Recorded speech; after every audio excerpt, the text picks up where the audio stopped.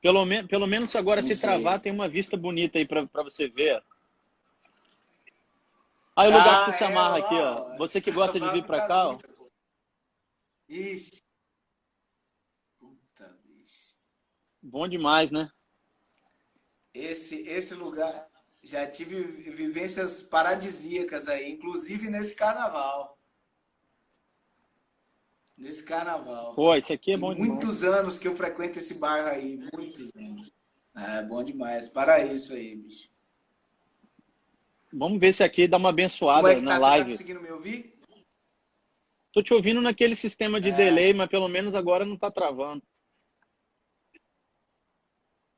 o mesmo? Tá, então beleza. Então, tenta continuar aí, vamos tentar continuar. Você estava falando da sua adolescência, que o pessoal começou a dizer que músico não era profissão. E você tinha um monte de profissional na família, né? Pois é, aí, então assim, Muito louco isso. essa parte nem me grilou e nem me desgrilou, né? Porque eu já tinha esse exemplo em casa, então para mim eu já sabia que rolava. É, mas também teve a parte da criação da rua, assim, de ouvir o repertório que os amigos ouviam, né? Que a galera gostava de ouvir, assim, fora da minha vida formal. O que eu quero dizer, no fundo, é que foi interessante porque eu tive toda a escola de quem é filho de músico, participei, fiz escola de música, estudei formal, estudava desde criança, leitura, importância da parte toda teórica, e ao mesmo tempo tinha aquela parte da rua mais sujo, violão, sem se importar, tocando revistinha, Legião Urbana, sabe? Então, acho que isso acabou dando um blend legal Aham. na formação, assim. E quando foi que você começou a trampar mesmo? Foi direto com sua família já? Quais foram os seus primeiros trabalhos como músico? Ali, antes de começar a ganhar uma grana, eu já tinha uma bandinha, e aí a banda foi crescendo, assim, e logo depois a gente começou a fazer um cachê ou outro, fazia um show ou outro com cachê, tocava muito de graça, né? Banda, para começar, toca de graça toda hora, em tudo que é lugar, né? Mas aí a parte formal, assim mesmo, foi Era, quando. era banda de rock? Desculpe, bicho. Saber a hora de interromper com esse delay, pô. Mas era banda de rock, era banda de pop rock? Que tipo de som que vocês faziam? Cara, a gente fazia uma tentativa de fazer um som soul, né? Um pouco de soul funk, assim, mas era com cantor a banda. Ah, Era uma banda. Aí tocava. Depois a gente foi fazendo uns tributos, então, um tributo que a gente fazia muito show, que depois até começou a ganhar dinheiro com isso, era Jamiroquai Cover. Esse foi legal. A gente, pô, hum. bateu recorde de público na cidade, colocava assim, onde a gente tocava, a gente enchia, era legal, sabe? E aí, paralelo a isso, o meu tio foi me levando para Legal. o lado músico sideman, para trabalhar nos projetos dele, para trabalhar com as pessoas que ele já trabalhava na cidade.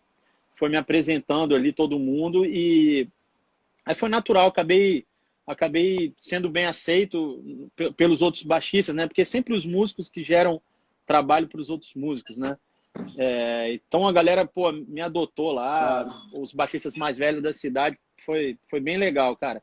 Aí com 14 anos eu posso dizer que foi quando eu virei profissional mesmo, tirei a carteira, eu ainda tinha, a minha carteira tinha um menor escrito assim na minha carteira da ordem, né?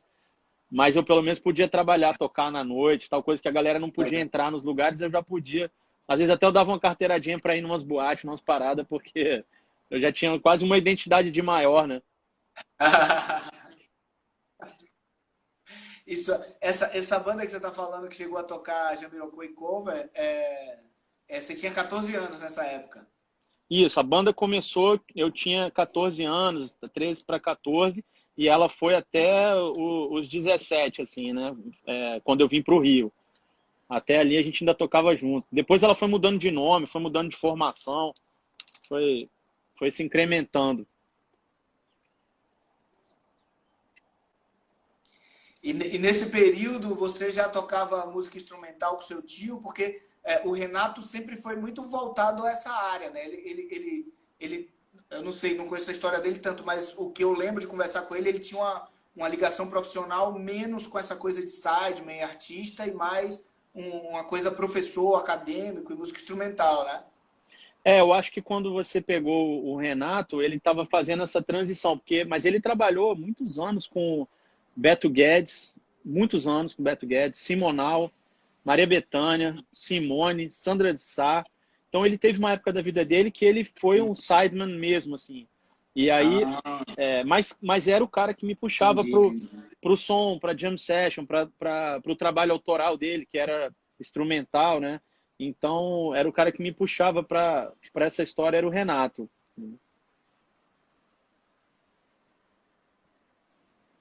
Ah, entendi, entendi. É, então deve ter sido esse período aí. Se eu não me engano, ele estava fazendo, ou estava terminando o mestrado, ou iniciando o doutorado em Louisville.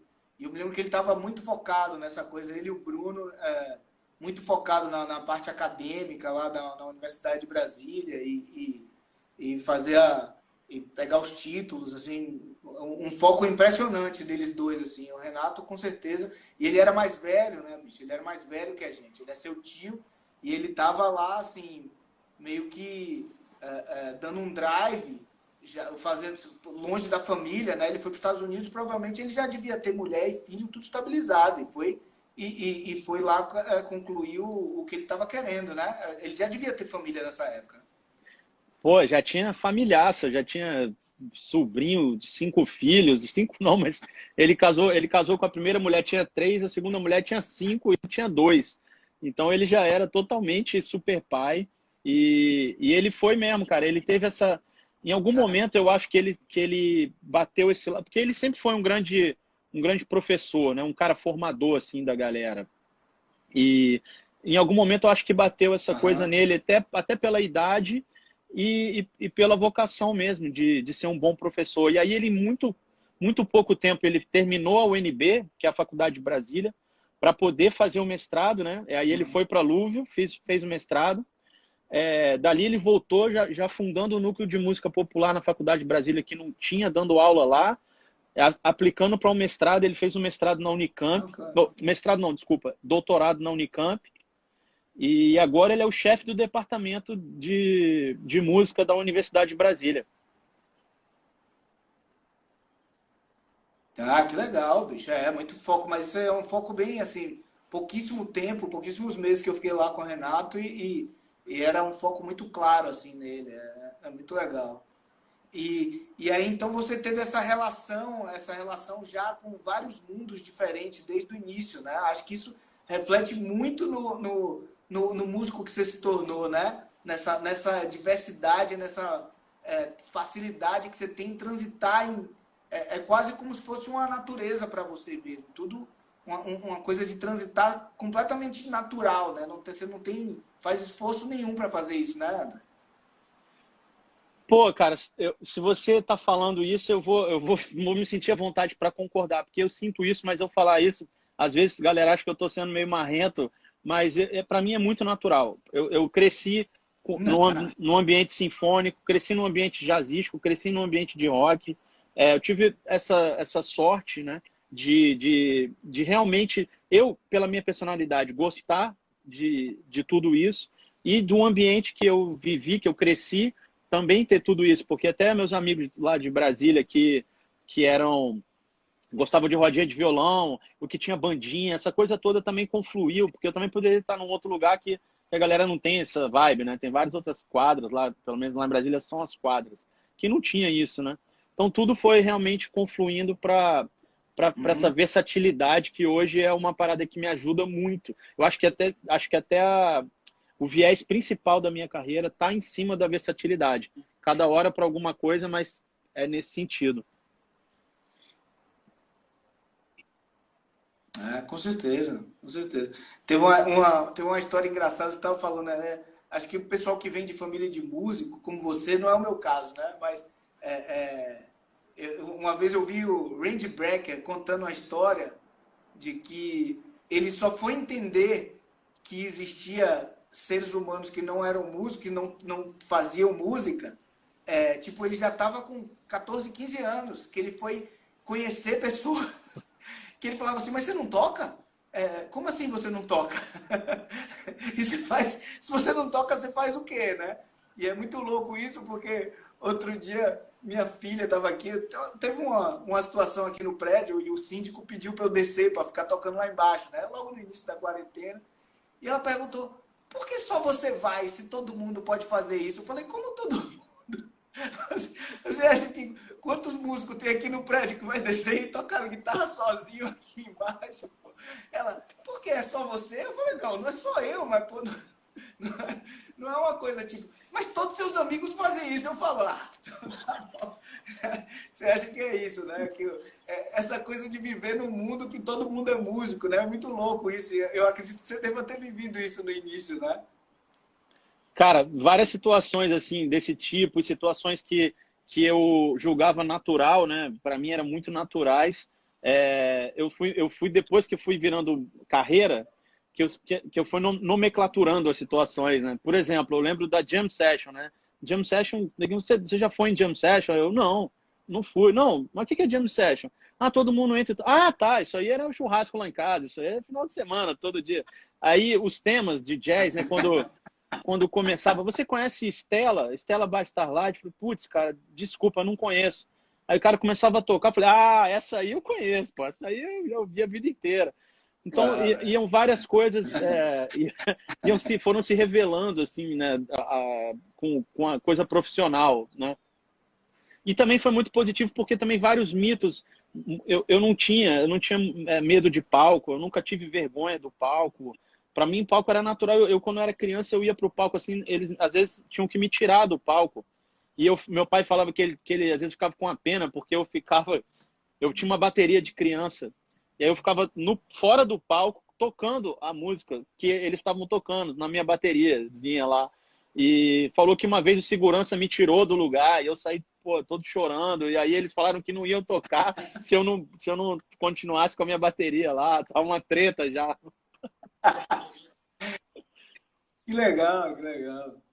É, uma relação muito louca. Uma vez a gente tava no Rio, até com o Williams, ia tocar, ia tocar. Eu tava com o Noronha, a gente ia tocar no lugar e quem tava tocando antes era o Barata com o Ricardo de Silveira, né? Eles estavam com um trio de órgão e a gente ia tocar depois e ele tava tocando e o Ricardo e o filho dele tava o tempo todo com ele aqui do lado, de fone, durante o gig e sentado do lado, né? E aí eu conversando com o Noronha, e o Noronha também não vem de família de músico, né? E eu falando com ele: pô, bicho, deve ser interessante isso aí, né? Que pô, moleque tem, sei lá, 6 anos, tá ali já sentado no banquinho do lado mesmo, fazendo, e o pai fazendo o gig.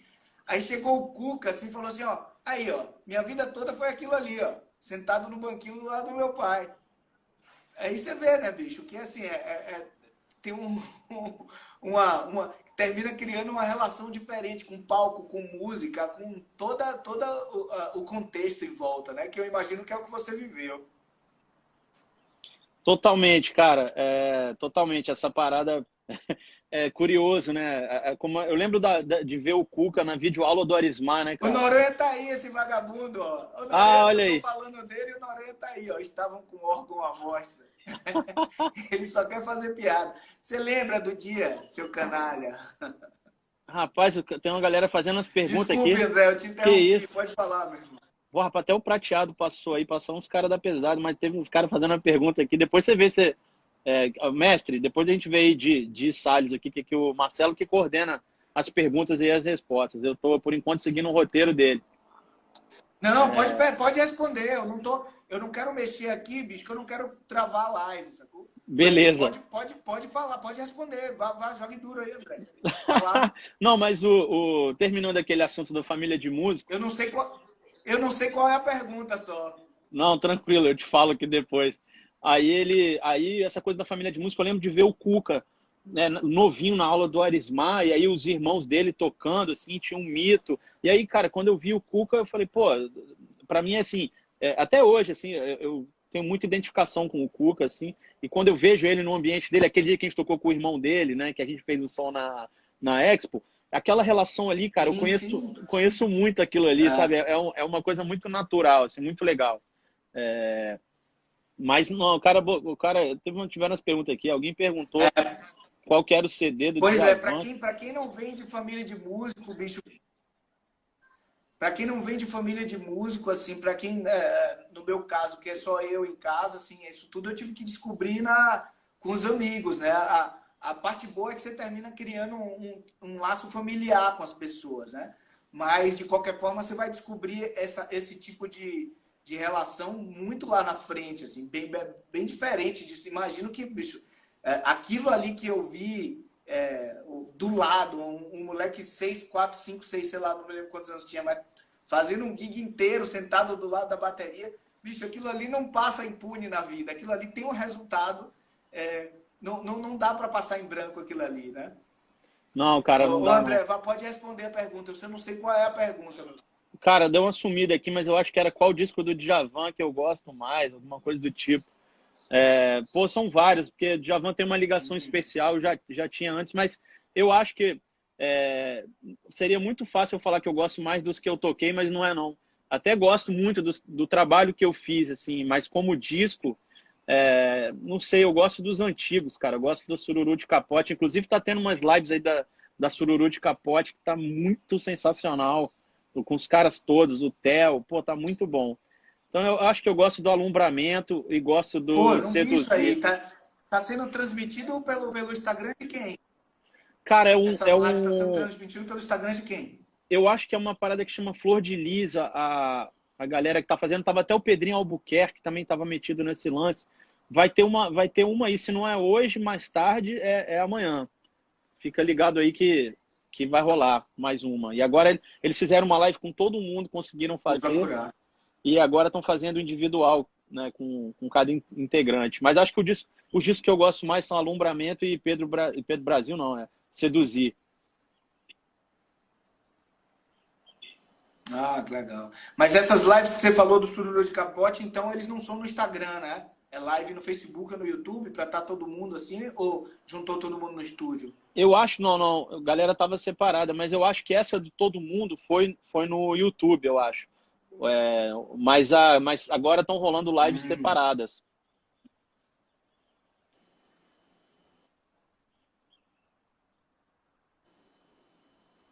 Ah, interessante, interessante. Ah, eu queria ver isso aí, bicho. Eu tenho visto o Bala direto, ele o que a gente faz, eu fiz live, ontem eu fiz uma live com o Giba, de vez em quando o Giba faz com os amigos também. O Bala tá direto, fez uma com o Gaiardo, bicho, bom demais ouvir ele falar, né? Muita história, bicho, que o Bala tem. Inclusive essa, né, que foi ele que me trouxe pra cá, né?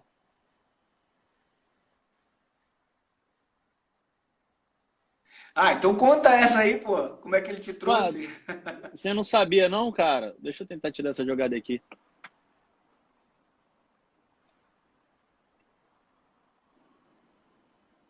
Sabia ou não sabia? Mais ou menos. Ah, eu acho que você já me contou, mas não oficial, assim, a gente conversando. Eu acho que uma vez que, eu acho numa Expo que você deu um baixo para ele, e aí você me contou a história, foi isso? Tem essa relação aí? Acho que você me contou nesse dia aí, mas eu não lembro com detalhes, não. Conta aí que eu quero ouvir de novo.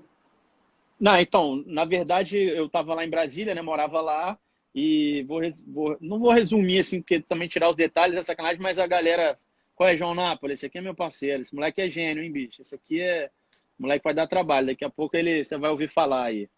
Super compositor.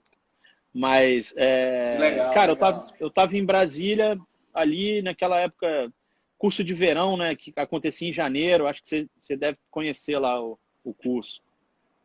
Ah, E famosíssimo, aí, claro. pois é, então eu estava lá nesse ano, quem estava dando aula de baixo era o Jorge Helder, né? E aí eu estava fazendo até o curso com o Jorge, ia numas aulas, e, e aí apareceu o Jorge tinha ido tocar com o Lula Galvão e o Ginga num lance. E apareceu um show que era o Bala, o Nelsinho Faria e o Carlos Malta. Aí o Nelsinho, que eu conhecia desde pequeno, que quando ele morou em Brasília, né? Ele me ligou, cara, convidando para tocar nesse show. Uma parada muito louca, que ia ter uma festa lá em casa. Tinha uma reuniãozinha que ia ter, assim, era uma sexta-feira, eu acho. Sexta-feira. Aí o Nelsinho me ligou, cara, pô, você não quer vir fazer um som aqui, não, tal? Aí eu, mas como assim, Nelson? Agora? Ele, não, ele me ligou tipo 5 da tarde. Não, é daqui a pouco, 8 horas, lá no Gates e tal. O cara, pô, mas Nelson... Aí eu tentando, pô, como é que eu vou limar uma festa aqui em casa, né? A galera toda. Aí eu falei assim, cara, quem é o som? Aí ele falou, não, é o Carlos Malta e o Bala. Aí quando ele falou Bala, eu falei, meu amigo, eu tenho que dar um jeito de ir, eu quero que a galera se exploda. Aí eu liguei para, aí eu falei, cara, beleza, eu tô indo, segura aí. Aí ele, não, a gente tá passando o som, vem para cá. Aí eu corri para passar o som, cheguei lá, eles tinham ido embora, deixaram um bilhete. Ah, a gente volta 9 da noite pro gig, mas, pô, chega aí e tal. Aí eu, pô, fiquei meio vendido assim, mas beleza. Aí liguei para todo mundo, falei, ó, a festa vai ser no Gates, vamos para lá. Aí cheguei lá na hora de tocar, eles falaram assim, ah, a gente vai começar tocando ali uma, vamos tocar uma, aí a gente te chama. Bicho, aí o Bala começou, porra, quebrando tudo, aquele trio, e ele, porra, o Carlos Malta, os caras estavam tocando pra caramba, Nelsinho. Aí me chamaram, aí eu falei, cara, agora seja o que Deus quiser, né? Fechei o olho, assim, comecei a tocar, acho que era Nothing Personal, a primeira música que a gente ia tocar. Aí eu falei, cara, seja o que Deus quiser, vamos embora. Aí eu fechei o olho, assim, fiquei, tipo, primeira parte da música inteira na minha. Quando eu olhei pro lado, cara, o Bala tava rindo pra caramba, assim. Aí eu falei, pô, será que esse cara tá rindo de mim ou tá rindo pra mim, né? O que será que ele tá fazendo? E aí, cara, eu saquei que ele tava amarradão e a gente tava tocando juntão. E, enfim, dali eles me chamaram para tocar no dia seguinte de novo, que eles iam fazer os 2 dias, sexta e sábado. Aí fui. No domingo ele foi me assistir tocar com o Dois de Ouro, com o Hamilton de Holanda, que tinha um grupo lá em Brasília, com o irmão dele. E, cara, dali a gente trocou contato e eu falei para ele, pô, cara, tô indo pro Rio, pô. Aí ele, pô, tá indo pro Rio, vamos trocar o telefone e tal. Aí trocou o telefone. Cara, passou umas 2 semanas assim, ele falou assim, ele me ligou, falou, André, que é o Bala. Aí eu, comecei a rir. Achei que era o Pedrinho Mamed, bicho. Você conhece bem, né, o Pedrinho, né? Falei, Pedrinho, pô, fala sério, cara, vai ficar tirando onda com a minha cara. Aí ele pegou e falou assim, ô André, aqui é o Bala, cara. Aí eu dei aquela travada assim, falei, ô Bala, como é que tá aí, beleza? Aí ele, você tá vindo pro Rio quando? Aí era uma quarta-feira, assim, aí eu, tô indo no final de semana, mestre. Aí ele, final de semana? Que ótimo, te indiquei para uma audição. Aí eu, pô, que isso, Bala? Eu não sabia nem o que era audição, né, cara? Eu falei, pô, que isso, cara? Obrigado aí e tal por essa indicação.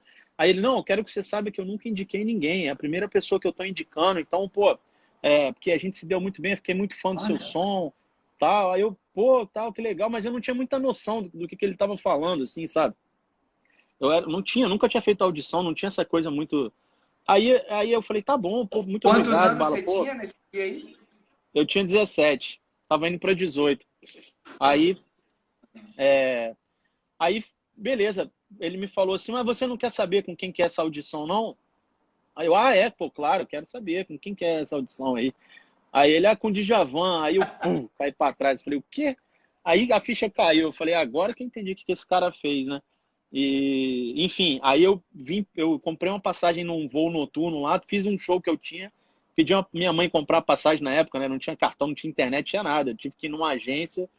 Aí comprei uma passagem, viajei na madrugada da quinta-feira, depois do meu show, vim aqui para o Rio, fiz a audição no sábado, e daí rolou tudo, graças a Deus, e até, enfim, agora o resto é até hoje a história. Que legal, bicho. Eu não tinha todos esses detalhes, não. A única, você tinha me contado no dia que você deu o baixo lá pra ele. Você tinha me contado, não, bicho, esse cara que fez, eu vim pro Rio e começar a tocar com. Não me lembro se você tinha falado de começar a tocar com o Djavan, mas não tinha todos esses detalhes, não. Muito legal, bicho. Muito legal a história. Muito legal mesmo. E aí você ficou no Rio desde os seus 17 anos. Você tava para fazer É, 18 anos e aí você ficou morando aí direto. isso aí, tava para fazer 18, aí eu até ainda tentei não mudar para cá, assim, tipo, tentar ainda ficar em Brasília e vir fazer os trabalhos, mas a galera do escritório foi bem objetiva em dizer que se eu não morasse aqui não iria rolar, porque ia dificultar tal. Falei, não, pô, imagina, né? Aí eu acabei realmente me mudando para cá nessa época e, e aí cá estou, né, até hoje. E nessa época, então, você falou que já tinha o duo, tocava com o duo com o Hamilton, irmão dele. Então, você ficou você tá fazendo esse trabalho com o Hamilton de Holanda desde de muito cedo também, né? Eu toco com o Hamilton desde a gente se conheceu num festival lá em Brasília que chamava Canta Cerrado, né? Ele estava participando com uma música lá, concorrendo com o grupo dele, e eu estava tocando na banda base com meu tio. Meu tio era o diretor musical lá, o Renato. E aí a gente se conheceu ali, ele me chamou para entrar no grupo, né? Essa história é engraçada, cara. Porque ele me chamou para tocar no Dois de Ouro, que era o grupo de choro. Aí eu falei, pô, cara, mas choro não tem baixo, né? Assim, entre aspas, né? E aí ele falou, não, não, eu quero justamente... O Hamilton já tinha aquela cabeça dele progressista e vanguardista, né? Um cara criativo também. Ele falou, não, eu quero justamente botar o baixo no chorinho, porque eu quero mudar isso, quero tirar esse estigma de que não tem baixo. E aí eu falei, bom, tudo bem. Ele já tocava com... O bandolim já era o bandolim de 5 cordas que ele toca hoje, ou na época ele tocava o tradicional? Ele tocava 4 cordas, né? Não tinha ainda, ele não tinha colocado a corda dupla ainda, né? Para virar o 10 cordas.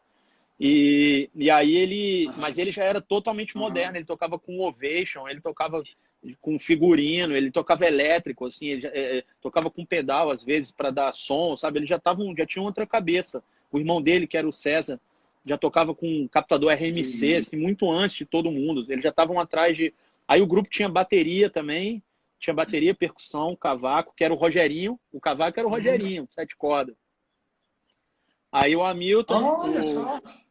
o pai dele era o violão de 6, o irmão de 7. Tinha percussão, bateria, que era o Sandro Araújo e o Leander Mota, e eu entrei com baixo. Só que quando eu fui fazer, eu fui tocar lá... Ah, cara, então quando você entrou já era uma banda grande.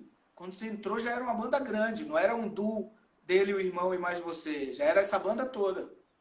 Já era, porque o grupo deles que chamava Dois de Ouro, né? Que começou Dois de Ouro, era só os dois. Mas eles já estavam justamente com a Ah, formação entendi. moderna, assim, né? Depois a gente foi até para o Prêmio Visa, aí em São Paulo, que ele foi o Prêmio Visa que o André Memari ganhou junto com o Célio Barros.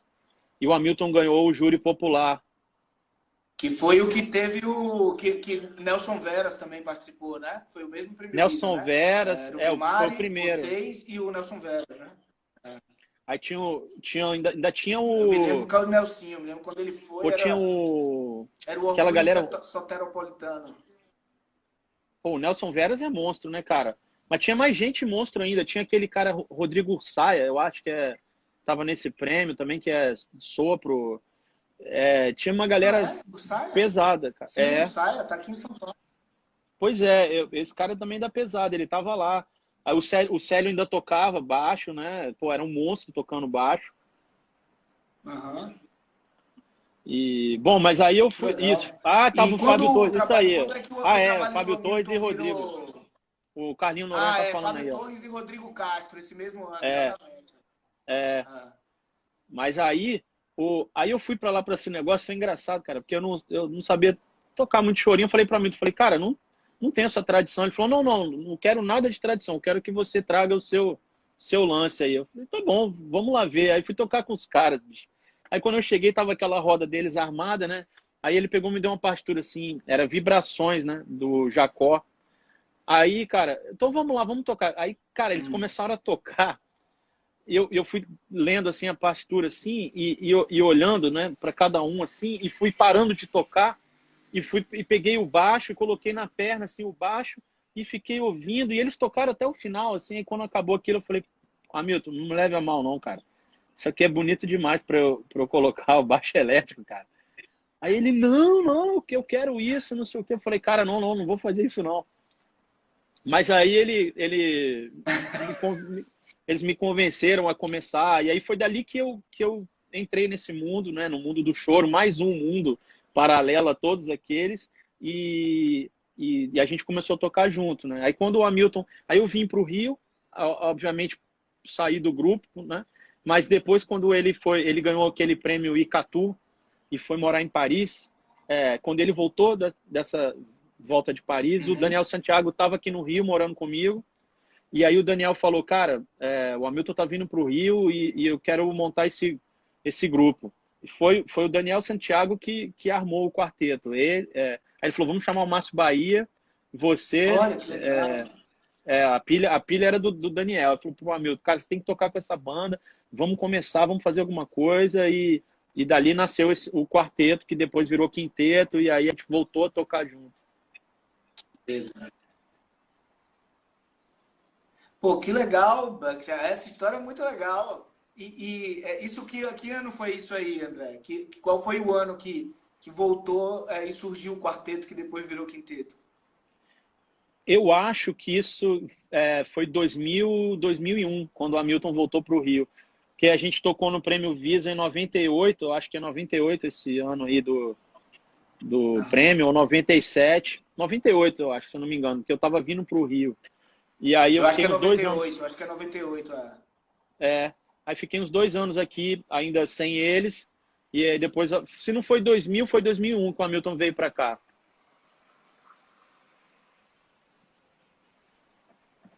Pô, que legal, legal. E aí, quantos discos vocês gravaram? Vocês gravaram muitos discos, esse quarteto e quinteto, né? A gente gravou. O primeiro de quarteto é Música das Nuvens e do Chão, né? Que aí teve a participação do Gabriel. Aí depois desse tiveram 3 brasilianos com a mesma formação. Aí um brasiliano de Isso. orquestra, com orquestra, um DVD e o Casa de Bituca, que é com um quinteto. E fora isso, eu gravei acho que uns 2 ou 3 de trio com o Hamilton. O cara botando a pilha aqui, João. Eu vou passar essa pilha aqui pro Marcelo, que ele que é do ramo. Ó. Responde aí, André, João Castilho ou Torquato Mariano? E aí, Marcelo? Não, tá doido, bicho. Vou responder. Os dois caras tocam bonito pra cacete. Não tem. É o que ele quer saber quem é melhor? Qual é? Porque não tem Não, responde João é porque Castilho ou eu acho Torquato que. Mariano. É. Não tem. Ou.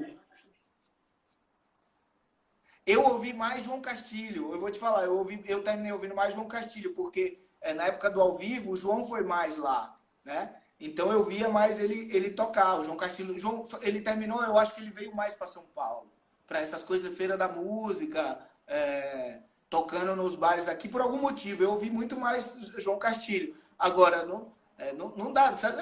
Aliás, essa coisa de quem é melhor, quem não é um negócio eu não me aventuro em nada em colocar, porque eu não acho que tem muito cabimento, entendeu? Agora, se o quem eu tô mais ambientado de ouvir, com certeza foi o João. Eu vi o João desde acho que se eu não me engano, da primeira Expo, né, que eu fui, e eu estava chegando em São Paulo, voltando dos Estados Unidos, eu acho que 2001 ou 2002, e eu me lembro numa salinha assim, bicho, ele tocando numa salinha e um puta som de guitarra. Eu falei, pô, bicho, esse cara é foda. Aí vi o nome dele, João Castilho. Aí depois eu tava fora do Brasil, né? Então não era um nome que eu tava ambientado.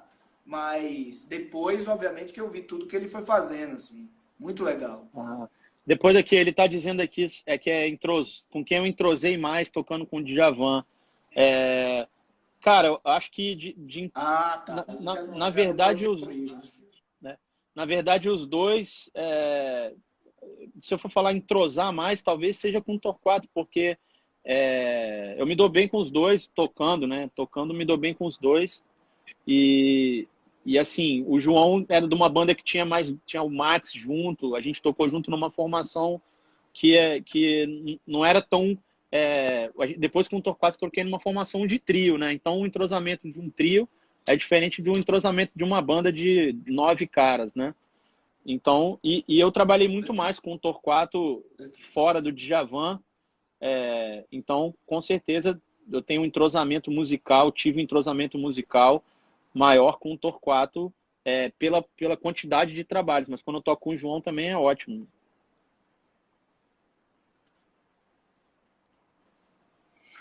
Bicho, eu acho que assim, essa coisa do entrosamento, com quem se entrosou mais, assim, eu tenho uma relação, ontem fiquei de madrugada conversando com o Thiago Alves no telefone, e o Noronha tá aqui, né? E assim, A gente falou sobre Noronha na ligação, eu falando, a gente estava conversando sobre música em geral, né? Sobre a vida e música.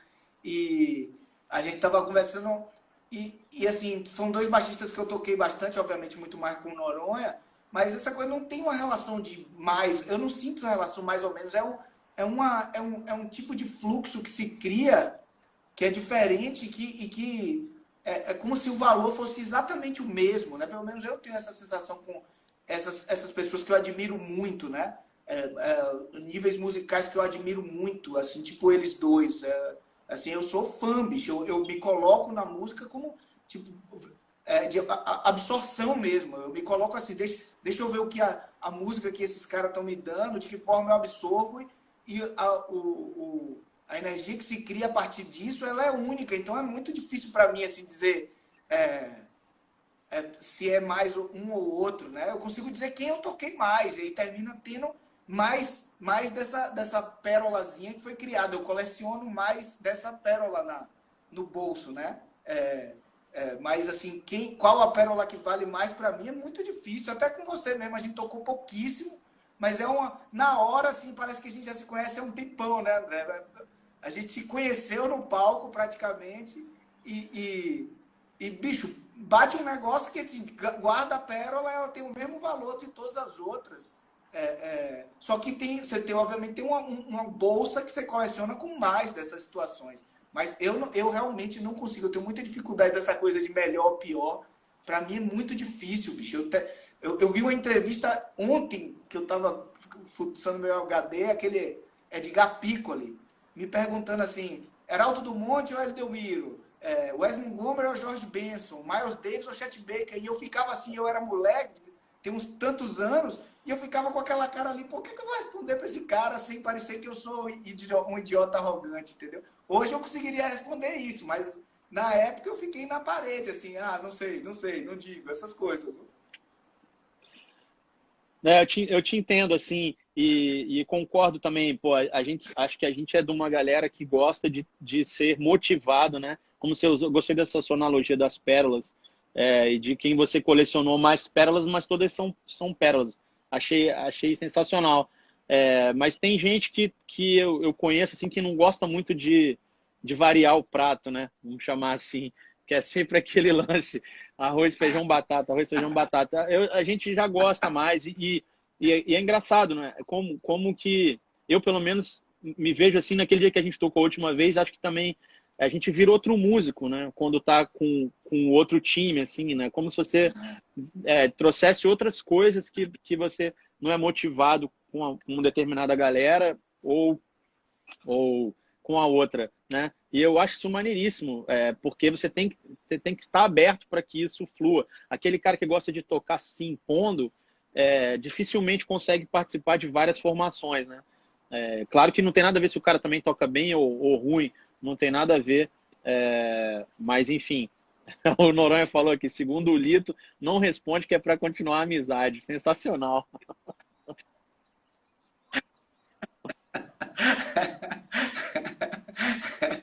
Não, não é demais. Esse Carlos é foda. Pô, agenou aí Mas é também. isso mesmo, o Agenas, puta, bicho, tem anos que eu não vejo a agenda pessoalmente, só no Facebook, bicho. Agenas, abraço, irmão. Mas eu acho, André, que isso que você falou é muito louco, assim, porque é de uma sintonia, é uma sintonia, né? Que tem gente que tá fechada a ela mesmo, né? Que quer comer o mesmo prato sempre. E existe uma sintonia de pessoas que quer somar isso, né? E que às vezes parece quase uma necessidade, né? Como se tivesse assim, pô, eu tô tocando com a mesma pessoa há muito tempo, as mesmas pessoas há muito tempo, e às vezes a gente olha um cara assim, e tipo, rapaz, como eu queria estar, eu sinto isso, como eu queria estar naquele ambiente, ouvindo aquela música de dentro ali, né? A música passando por mim, não preciso nem estar tocando assim, mas a música tá assim, passando por mim de alguma forma, né? Dependendo, é uma coisa que cria quase uma necessidade, assim, e eu acho engraçado que tem realmente um tipo de músico que não prefere não viver esse tipo de coisa, né? Sem julgamento de valor, mas tem essas duas vertentes, né? Total, cara. Total. Eu também curto exatamente como você, assim, essas as várias situações que os outros músicos colocam a gente, as propostas, né? Pô, a coisa quem mexe na harmonia quando você está tocando com um cara que mexe na harmonia diferente, quando ele engrandece ou ele dá valor para um peso, né? Diferente dos acordes, pô, é tudo muito bom. E na verdade, também acho que quando a gente está fazendo a música livre, né? Talvez, se a gente for partir para um universo de uma música muito estruturada, eu até vá ter alguns caras que eu falo, pô, esse cara aqui para fazer isso, e esse cara para fazer isso, pode acontecer. Mas no universo da liberdade, da criação, eu sou totalmente aberto também, sabe? E, bom, posso responder uma pergunta aqui do Não, eu professor aqui que entendo passou? perfeitamente, entendo.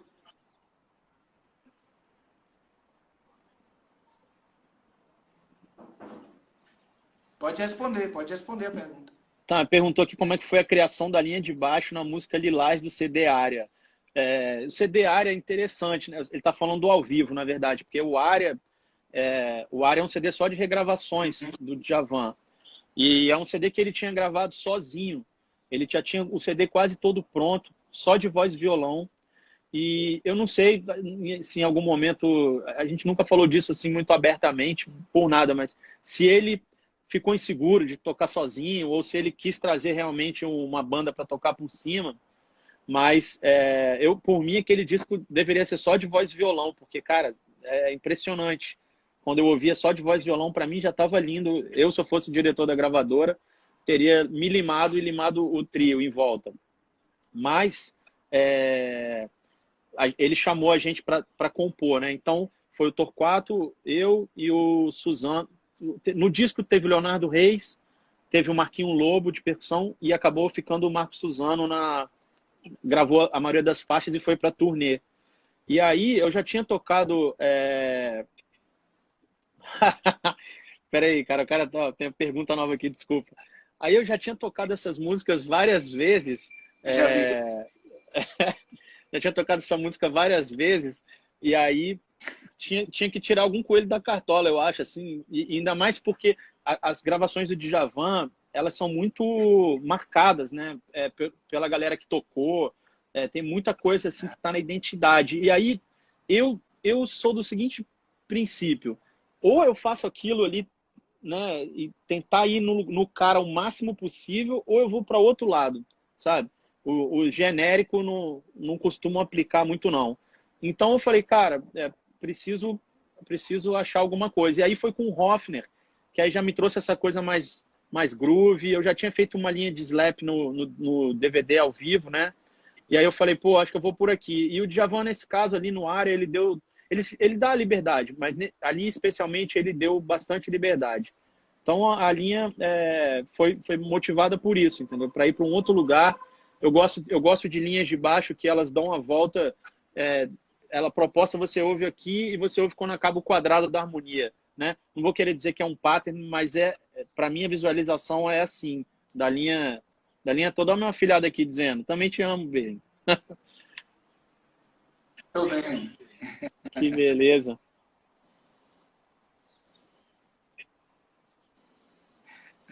Ele mandou o te amo, ele quebrou seu raciocínio aí, destruiu o coração. Acabou.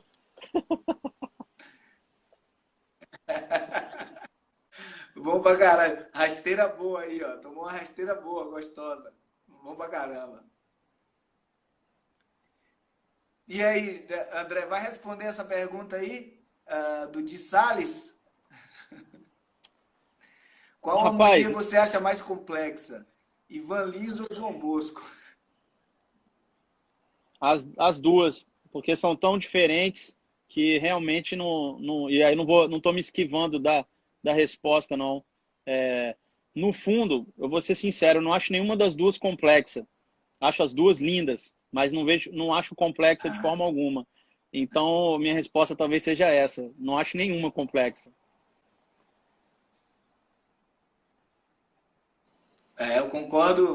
Eu concordo plenamente, assim, eu acho as duas, puta, bicho, tem as duas, tem coisas, é tão natural, harmonicamente natural, né? Eu não consigo me relacionar com a complexidade, né? Obviamente que tem harmonias complexas, ainda mais hoje, né? Existem harmonias muito complexas, mas termina para mim soando muito antinatural, assim. É preciso ouvir muito. E no caso de Ivan Lins, nenhum dos dois, né? Nunca foi uma necessidade de precisar ouvir 10 vezes, que nem hoje você ouve umas coisas de Nova York, aí umas coisas dessas modernosas, que você, bicho, eu preciso ouvir umas 15 vezes aquilo ali para entender qual a relação do acorde que vem depois e etc, né? Mas de forma nenhuma, nunca foi o caso, nenhum dos dois. Pelo contrário, eu me lembro uma vez que eu estava na Unicamp, nessa época que eu conheci seu tio, e numa defesa de dissertação de um grande amigo meu, Marcos Almeida, e foi sobre João Bosco a dissertação de mestrado dele nessa época. E começou a se debater, né, alguns acordes de João Bosco, assim, e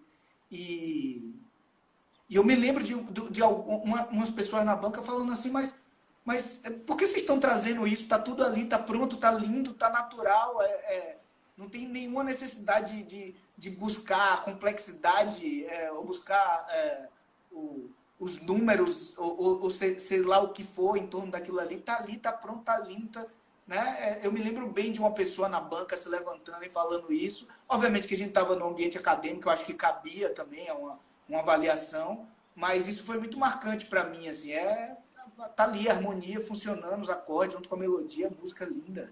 Tem muito isso, né? Sim, e também a gente sabe que os dois, tanto o Ivan quanto o João, que tem uma destreza no instrumento grande, mas uma destreza criativa, né? A gente sabe que nenhum dos dois veio da teoria. Então, o Ivan até tocou mais na noite, o Ivan chegou a ser pianista da noite, tocar standard. O João, até onde eu sei, ele nasceu com o violão dele, né? Ele para ele, né? Mas são caras que acharam o seu caminho justamente fora da complexidade, né? Indo só pela busca sonora e a busca da emoção, né? E respondendo aqui, o Danilo, você conhece o Danilo, o Marcelo, Danilo Cremonês, super guitarrista lá de Brasília, acabei de gravar o disco dele, em breve vai sair aí. E eu gravei 2 trabalhos do Ivan Lins. Eu gravei com ele um disco que agora eu me esqueci o nome, que eu gravei uma música, ele cantando junto com o Lenine. Até tem um Hamilton nesse disco também, eu esqueci o nome desse disco, vou tentar me lembrar. E gravei também aquele disco Amorrágio, que também foram os 2 discos que eu gravei com ele. Nesse primeiro, que eu tô esquecendo o nome, eu gravei uma faixa só, e no outro eu dividi o disco com o Dunga também.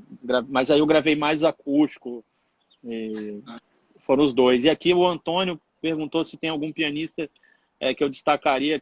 Com certeza, atualmente, meu professor e mestre, Eduardo Farias. É um cara que está muito à frente do tempo, é um cara que domina todos esses assuntos aí que a gente está falando de complexidade, de ambiente moderno e pós-moderno musical. Enfim, é o cara que hoje assim, eu tô colhendo muito de estar trabalhando junto com ele.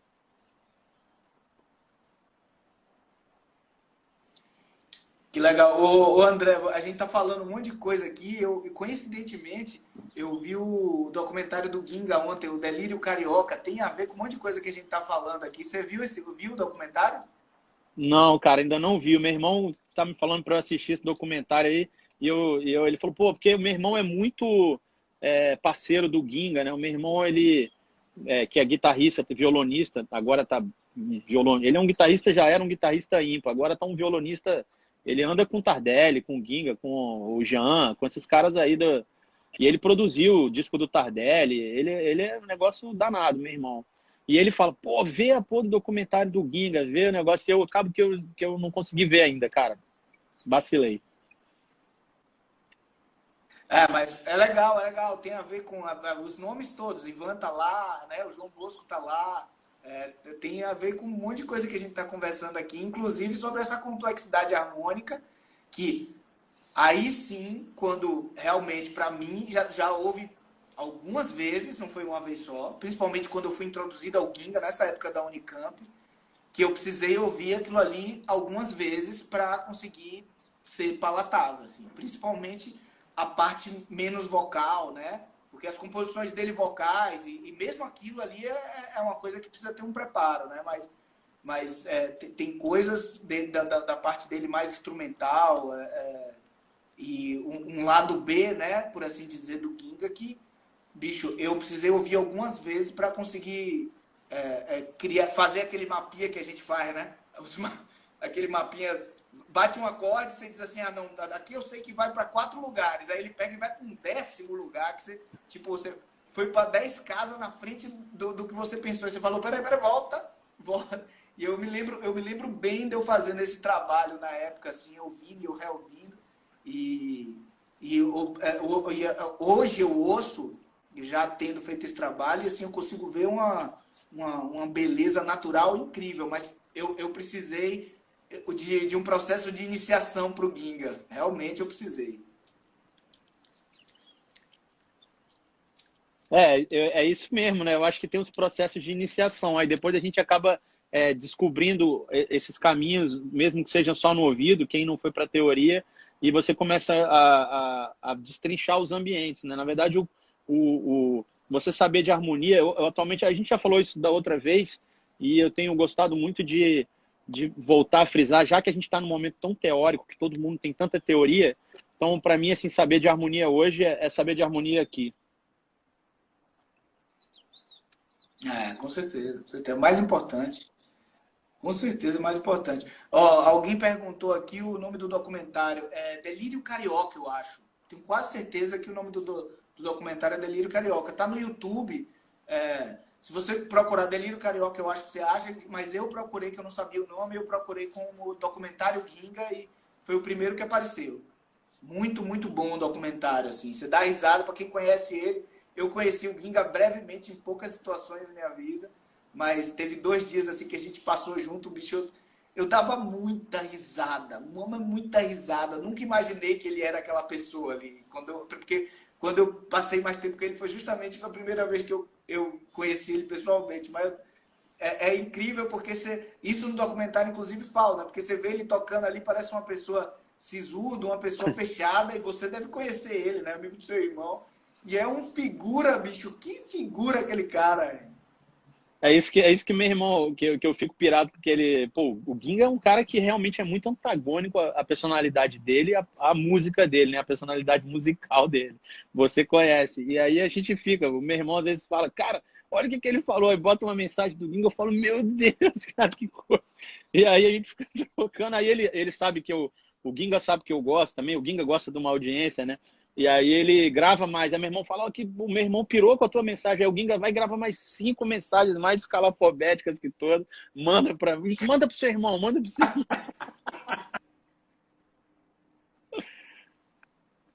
Muito bom, muito bom. Tem uma parte do documentário, tem 2 horas e um pouquinho, ou quase 2 ou 2 horas e pouquinho. E tem uma parte que todo mundo começa a falar da personalidade dele, bicho. E aí é engraçado pra...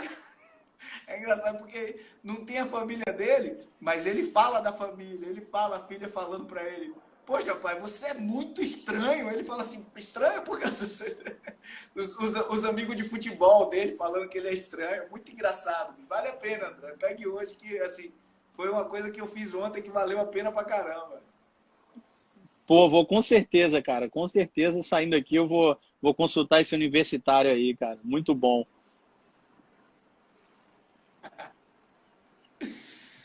Muito legal. Andrezão, ó, acho que deu nosso tempo aqui, meu irmão. Daqui a pouco vai encerrar a live. Vamos fechar para ficar bonitinho, para não ficar aquele negócio de parou aqui, né? Não tem tchau, não tem nada. Bicho, muito obrigado. Que bom que deu certo. A gente conseguiu equilibrar o delay aqui. Eu acho que vai dar para ficar salvo. Quem estiver vendo depois, a gente teve um problema de um pequeno delay aqui durante a live toda. Mas, ao que parece, a gente conseguiu administrar. Eu adorei, foi bom pra caralho, obrigado. E espero que a gente faça mais em breve. Quer dizer, na verdade, eu espero que a gente toque em breve, mas enquanto não puder, a gente vai aqui pra live. Pô, cara, obrigado e gratidão a você. Você é um cara que sempre me recebeu com muito carinho, com muita música, né? E a gente ter uma ligação, mesmo que em pequenas doses, mas é sempre muito intensa e gostosa, carinhosa. Então, obrigado. Obrigado ao canal aí, parabéns pelo Express Guitar, cara, que, pô, tá dando muito o que falar. Eu tô vendo as aulas aí. Outro dia até peguei minha guitarra ali para ver se eu aprendi alguma coisa a mais. E especialmente a da Dário também, né? Que é nosso patrocinador master, cara. A gente tava falando de coisas que ele não gosta de variar. Eu ia falar isso na hora, mas eu achei que pudesse parecer um pouco marqueteiro demais. Mas a única coisa que eu não gosto de variar é corda, cara. E eu uso da Dário desde que eu era moleque, mesmo Olha, sabendo que era naquele tempo era uma corda que tinha uma durabilidade diferente das outras, era uma corda que a galera, às vezes, na época era muito GHS e tal, e a da Dário depois acabou virando assim a número 1, né? E eu fico feliz de poder usar, porque eu não tenho um patrocínio de uma parada que eu não gosto. E então, assim, pô, obrigado aí mais uma vez também por esse apoio. E, galera, cordas da Dário, hein? Que todo mundo já sabe, não adianta perguntar agora atrasado qual é a corda que eu uso todas. Eu uso de 0,40 até 0,55. Eu tenho uma de cada modelo, em cada baixo tem um setup. Depois, numa outra live, a gente fala mais de setup e de coisas do tipo. Valeu, galera que perguntou aí. Valeu, Marcelo. puta mesmo. Na próxima live vamos fazer isso, André, porque você tem essa gama, bicho. Essa gama. Vamos fazer isso sobre a gama, né? Que você sempre fala das cordas da Dário que você usa, mas eu acho que seria legal a gente falar dessa gama de possibilidades que você. Agora já não dá mais tempo, mas vamos marcar na próxima. A gente marca em off aí, quando é a próxima, e a gente abre falando isso, que eu acho que vai ser legal pra caramba. Beleza? Fechou. Andrezão, meu Beleza, irmão, irmão. obrigado. Até a próxima. Valeu, obrigado você também aí pelo carinho. É sempre muito, muito bom qualquer tipo de contato com você, tá bom? Valeu, abração. Obrigado, irmão.